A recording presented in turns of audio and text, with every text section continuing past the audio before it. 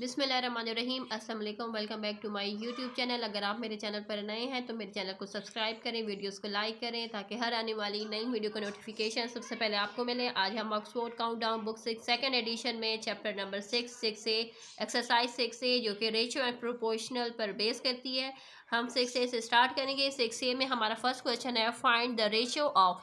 हम लोगों ने रेशियो को फाइंड करना है। फर्स्ट हमारे पास है 13 एंड 39। 13 एंड 39 के दरमियान जो रेशियो है हम लोगों ने किस तरह से फाइंड करनी है, हम लोगों ने इस तरह से राइट करनी है। रजिस्टर पर आ जाते हैं, रजिस्टर पर देखें 13 एंड 39 हम लोगों ने इस तरह से राइट करनी। रेशियो को हम लोगों ने किस तरह से फाइंड करना है, हम इसको फ्रैक्शन फॉर्म में राइट कर देने। जब हम फ्रैक्शन फॉर्म में राइट करेंगे तो क्या होगा, हमें कटिंग करने में आसानी होगी। यहाँ पर देखें 13 1 ज़र 13 एंड 13 3 ज़र 39 आता 1/3 फ्रैक्शन हमारे पास क्या आ गई है 1/3। हम इसे रेशियो फॉर्म में जब राइट करेंगे तो जो नॉमिनेटर होता है उसको फर्स्ट राइट करते हैं, डिनोमिनेटर को सेकंड में राइट करते हैं। तो हमारे पास रेशियो क्या आई है 13 एंड 39 की रेशियो आई है 1:3, यानी 1:3 हम लोगों ने इस तरह से राइट कर देना है। सेकंड हमारे पास है 42 एंड 63। 42 एंड 63 को फ्रैक्शन फॉर्म में राइट कर देना है। यहाँ पर देखिए 2 के टेबल में हम लोगों ने कटिंग किया। फर्स्ट क्या है, ये हम लोगों ने कटिंग किया तो ये मेरे पास आ चुका है। 3 के टेबल में हम लोगों ने कटिंग है। 3 के टेबल में 42 आता है 14 के साथ एंड 62 आता है 21 के साथ। अगेन फिर क्या हो रहा है, ये 7 के टेबल में दोनों नंबर आते हैं तो 7 के टेबल में 7 2 ज़र 14 एंड 7 3 ज़र क्या आता है 21। तो हम लोग 2/3 हमारे पास फ्रैक्शन क्या आ चुकी है 2/3। हम लोग फ्रैक्शन को अब रेशियो में लिखेंगे तो नॉमिनेटर 2 एंड डिनोमिनेटर को क्या लिखेंगे बाद, जो 2:3 हम लोगों ने इस तरीके से इसको राइट करना है। पहले नॉमिनेटर राइट करना होता है एंड सेकंड में फिर डिनोमिनेटर को राइट करना होता है। नंबर 4 हमारे पास है 6.4 एंड 8। अभी 6.4 हम लोगों ने पहले फ्रैक्शन में लिख दें। सेकेंड स्टेप हमारा, first step right in fraction form, second step is to remove the decimal from a number. If we remove the decimal then we put the 10 in a denominator place. जितने हमारे पास digits होंगे हम लोगों ने उतने ही zero लगाए। यहाँ पर देखें डेसिमल के अंडर हम लोगों ने 1 लिखना होता है। How many digits, there is only a 1 digit so we write only a 1 0, तो इट्स बिकेम अ 10। ये जो 8 है ये 8 वही है जो हमारे पास क्वेश्चन में गिवन था, ठीक है। अब क्या होगी, कटिंग होगी। कटिंग होने के बाद हमारे पास क्या रह जाएगा 8 1 ज़र 8 एंड 8 के टेबल में 64 8 के साथ आ जाता है, ठीक है। 2 के टेबल में 10 5 के साथ आ जाएगा, 2 की कटिंग हो जाएगी। यहाँ पर देखिए 2 के टेबल में ये 4 के साथ, तो हमारे पास क्या बच चुका है 4 एंड 5, यानी 4 एंड 5 हमारे पास फ्रैक्शन फॉर्म में आ चुका है। तो हमारे पास ये रेशियो फॉर्म में जब लिखेंगे तो 4:5 लिखेंगे। नेक्स्ट हमारे पास है 36 kg एंड 80 kg में हम लोगों ने क्या करना है, हम लोगों ने इसमें रेशो तो फ्रैक्शन फॉर्म में राइट करेंगे, कटिंग करेंगे। 2 के टेबल में ये दोनों कटिंग हो सकती। 2 के टेबल में 36 हमारे पास आता है 18 के साथ, 80 हमारे पास आता है 40 के पास 40 के साथ आता है। अगेन फिर ये 2 के टेबल में इनकी कटिंग हो सकती है। 2 के टेबल में हमारे पास क्या आता है 18 आता है 9 के साथ एंड 40 आता है 20 के साथ।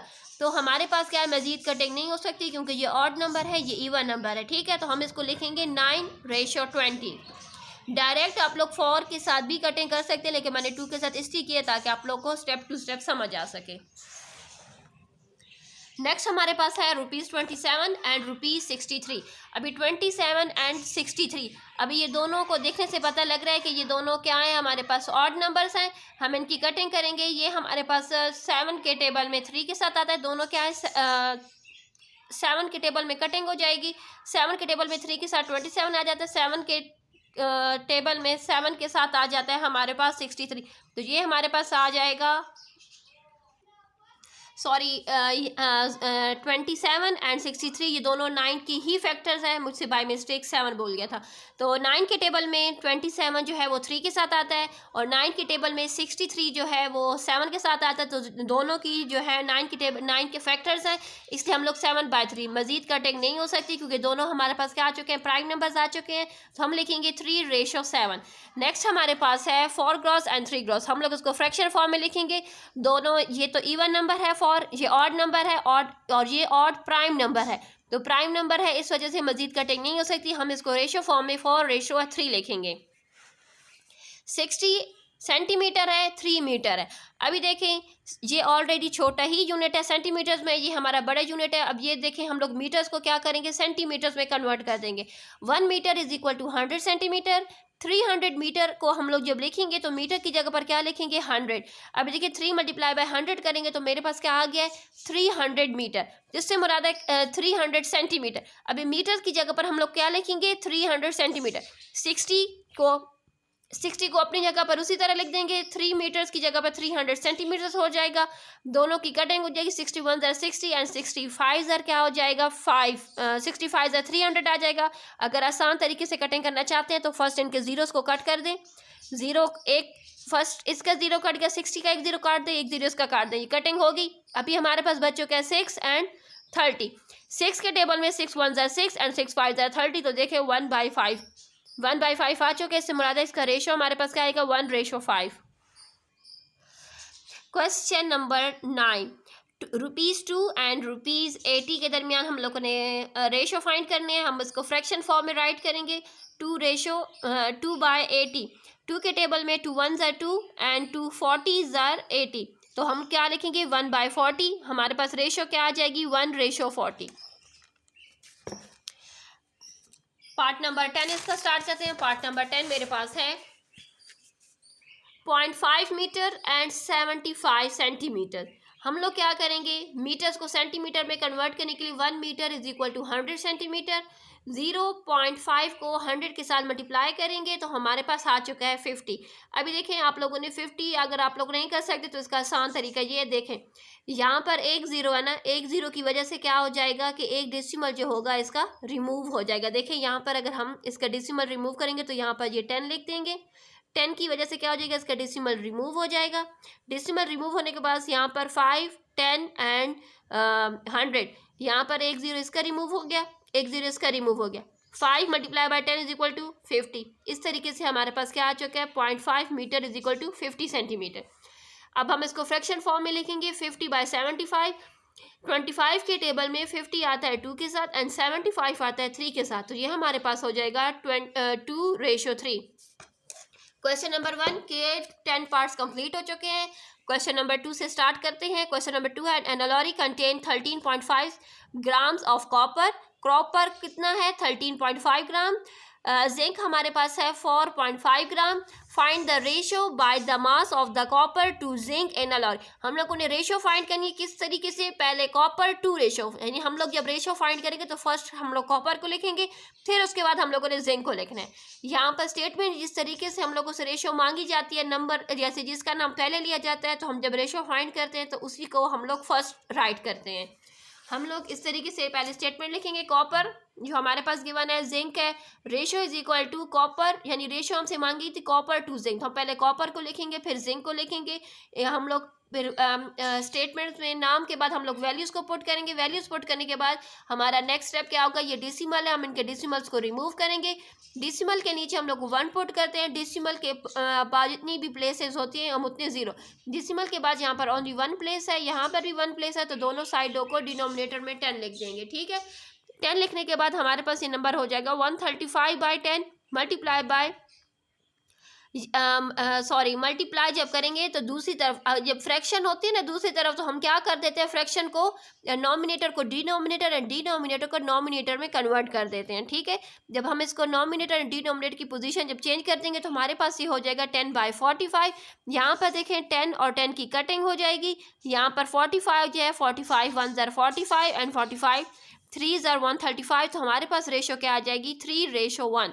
क्वेश्चन नंबर 2 हमारा कंप्लीट हो चुका है। क्वेश्चन नंबर 3 हमारे पास है, Waheeda purchase 8 notebooks each cost ₹8, यानी उसने 8 टेक्स्ट बुक्स ली हैं, एक की कीमत 12 रुपये, यानी एक बुक की बात करें कि एक की कीमत 12 रुपये है, तो 8 की कीमत हम लोग को फाइंड करेंगे। और साथ ही साथ हम लोगों ने ये भी बताना है कि 4 स्टोरी बुक्स उसने ली हैं, जिसमें से एक की कीमत हमारे पास जो उन्होंने बताई है 9 रुपये की एक है, तो उसने कितनी ली हैं, उसने 4 स्टोरी बुक्स ली हैं। Find the ratio of the amount she spend on 2 types of book. हम लोगों ने रेशो फाइंड करनी है कि कितनी कीमत उसने, जैसे कितने पैसे उसने स्पेंड किए हैं 2 किस्म की, यानी टेक्स्ट बुक्स और स्टोरी बुक्स को ख़रीदने में। हम लोग इसको इस तरह से लिखना है। फर्स्ट हम लोग स्टेटमेंट्स में लिखेंगे number of text books. Number of text books कितनी है हमारे पास 8। ईच कॉस्ट यानी एक की कीमत कितनी है 12 रुपये, तो कॉस्ट ऑफ 8 टेक्स्ट बुक, तो 8 टेक्स्ट बुक्स की कीमत कितनी होगी, तो हम ऑटोमेटिकली क्या करेंगे मल्टीप्लाई करेंगे, 8 को 12 के साथ मल्टीप्लाई करेंगे तो रुपीज़ क्या आ गए 96 रुपीज़ आ गए। ठीक है, फिर अभी नंबर ऑफ स्टोरी बुक्स हमारे पास 4 है, ईच कॉस्ट यानी जो एक है वो कितना कॉस्ट करती है, वो 9 रुपीज़ कॉस्ट करती है, तो हम लोग लिखेंगे the cost of 4 story books, तो 4 स्टोरी बुक्स की क्या कीमत होगी, 4 को 9 के साथ मल्टीप्लाई करेंगे तो क्या आ जाएगा ₹36, यानी टेक्स्ट बुक्स जो हैं वो 96 की हैं और स्टोरी बुक्स 36 रुपीज़ की उसने बाय की है। हम लोगों ने रेशो फाइंड करनी है text books and story book. Question में हमारे पास पहले टेक्स्ट बुक्स का जिक्र था, बाद में स्टोरी बुक्स का जिक्र था, तो पहले हम लोग टेक्स्ट बुक्स का लिखेंगे, बाद में हम लोग रेशो में स्टोरी बुक्स को राइट करेंगे। इनकी हम लोग कटिंग करेंगे, दोनों 2 के टेबल में कटिंग होगी तो 48 एंड 18 आ जाएगा। अगेन फिर ये 2 के टेबल में कटिंग इनकी हो सकती है, 2 के टेबल में कटिंग करेंगे तो 48 से हमें 24 आ जाएगा, 18 से हमें 9 आ जाएगा। अभी देखें ये दोनों क्या है, 3 के टेबल में कटिंग हो सकती है क्योंकि 3 के दोनों फैक्टर है, 3 के टेबल में 24 8 के साथ आता है एंड 9 जो है वो 3 के साथ आता है। इससे ज़्यादा कटिंग नहीं हो सकती क्योंकि ये हमारे पास ऑड प्राइम नंबर है और ये हमारे पास इवन नंबर है, इनमें कटिंग नहीं हो सकती, इसलिए हमारी जो रेशो आएगी वो क्या आ जाएगी 8:3। क्वेश्चन नंबर 4 की तरफ चलते हैं। Mister Bilal has a monthly income of ₹7200, यानी मिस्टर बिलाल जो है उसकी जो महीने की जो तनख्वाह है, इनकम से मुराद उसकी तनख्वाह हमारे पास कितनी है 7200 है। एक्सपेंडिचर मतलब उसका जो खर्चा है, जो महीने में वो खर्च करता है वो 6300 खर्च करता है पर मंथ, हर महीने में उसका जो जेब खर्ची है वो इतनी है। Find the ratio of his saving to his income, हम लोगों ने रेशियो किसकी फाइंड करनी है सेविंग टू हिज इनकम, हम लोग इसकी सेविंग निकालेंगे, सेविंग के बाद उसकी सेविंग और इनकम की हम लोगों ने रेशियो फाइंड करनी है।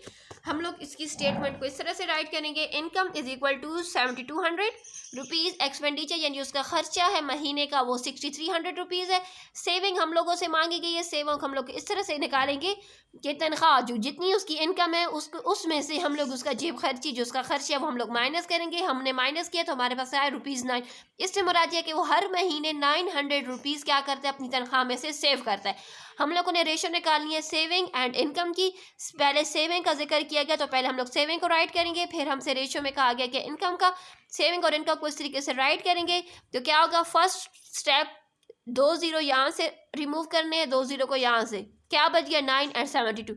अभी 9 के टेबल में 9 1 9 एंड 9 8 72, तो 1:8 हमारे पास जो है उसकी वो रेशो आ गई है।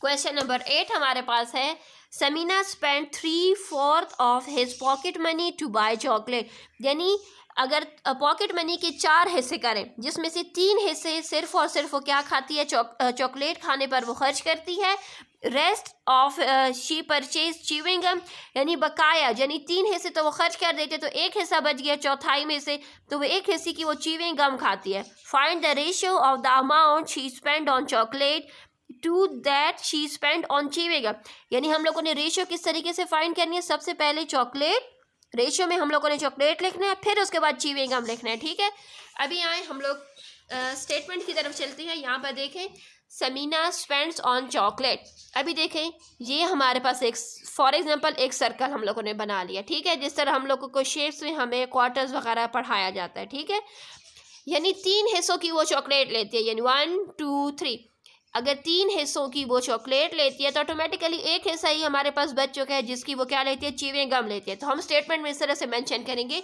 Sameena spend on chocolate 3/4, Sameena कितना स्पेंड करती है 3/4 किस पर, चॉकलेट्स पर।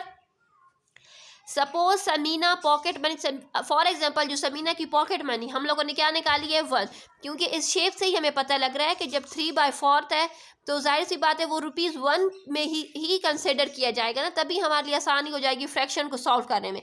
Samina spend on chewing gum, तो च्यूइंग गम में वो कितना स्पेंड करती है, तो 1 में से हम लोग 3/4 माइनस करेंगे, यहाँ पर हम लोग एलसीएम ले लेंगे तो ये क्या हो जाएगा, फॉर एलसीएम लेंगे तो यहाँ पर क्या इसका डिनोमिनेटर 1 है, 1 मल्टीप्लाई बाय 4 करेंगे तो यानी नीचे अगर डिनोमिनेटर इसका 4 हो जाएगा तो ऊपर क्या करेंगे, ऊपर भी सेम नंबर के साथ मल्टीप्लाई करेंगे, यहाँ पर नीचे 1 है ऊपर भी 1 है, तो जब डिनोमिनेटर हमारा 4 हुआ है तो इसका मुराद है कि जब हम लोग क्या करेंगे डिनोमिनेटर एंड नोमिनेटर दोनों को 4 के साथ मल्टीप्लाई करेंगे तो ये हो जाएगा 4, तो इसका नोमिनेटर 4 हो जाएगा, 4 - 3 नीचे डिनोमिनेटर इसका सेम हो चुका है 4 में से 3 माइनस किया तो हमारे पास क्या आ चुका है 1/4, जो कि शेप को देखते ही हमें पता लग रहा था कि 1/4 वो स्पेंड करती है च्यूइंग गम पर।